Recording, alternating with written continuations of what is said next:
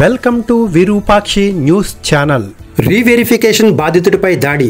అంబాజీపేట జియో స్టోర్లో ఘటన. అంబేద్కర్ కోనసీమ జిల్లా అంబాజీపేటలో గల జియో స్టోర్లో రీవెరిఫికేషన్ సమస్యతో సతమతమవుతున్న ఒక కస్టమర్పై దౌర్జన్యం జరిగిన ఘటన వెలుగులోకి వచ్చింది.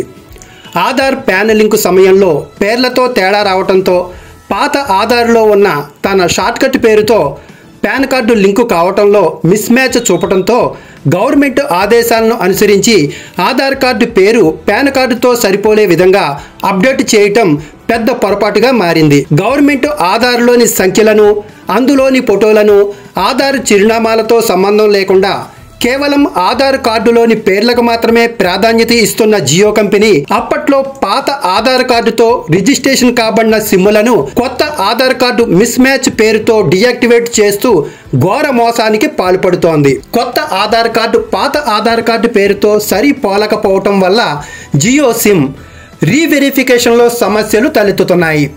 జియో కేర్ సెంటర్కి పాత మరియు కొత్త ఆధార్ కార్డులను పంపినా మోసపూరిత విధానంతో పేరు అప్డేట్ చేయకపోవటం తిరిగి కస్టమర్లను మోసగించడమే అవుతోంది. కస్టమర్ పాత ఆధార్ కార్డ్, కొత్త ఆధార్ కార్డ్ మరియు PAN card, Airtel payment bank statement, self డిక్లరేషన్తో పాటు కంప్లైంట్ లెటర్ను జియో కేర్ సెంటర్కి సమర్పించి ఆపై అవే డాక్యుమెంట్స్ దగ్గరలోని జియో స్టోర్లో సమర్పించడానికి అంబాజీపేట జియో స్టోర్ను సంప్రదించగా అక్కడ సిబ్బంది ఆ డాక్యుమెంట్లను స్వీకరించకపోగా దౌర్జన్యానికి దిగారు. కస్టమర్ ఈ ఘటనను వీడియోలో రికార్డు చేయడానికి ప్రయత్నించగా మరింతగా అడ్డుకోవటం, బెదిరించడం జరిగింది. దీంతో రీవెరిఫికేషన్ ప్రక్రియలో జియో కంపెనీ కస్టమర్లను మోసం చేస్తోందని, అలాగే స్టోర్ సిబ్బంది దుర్వినియోగం చేస్తున్నారనే ఆరోపణలు వెలువెత్తుతున్నాయి.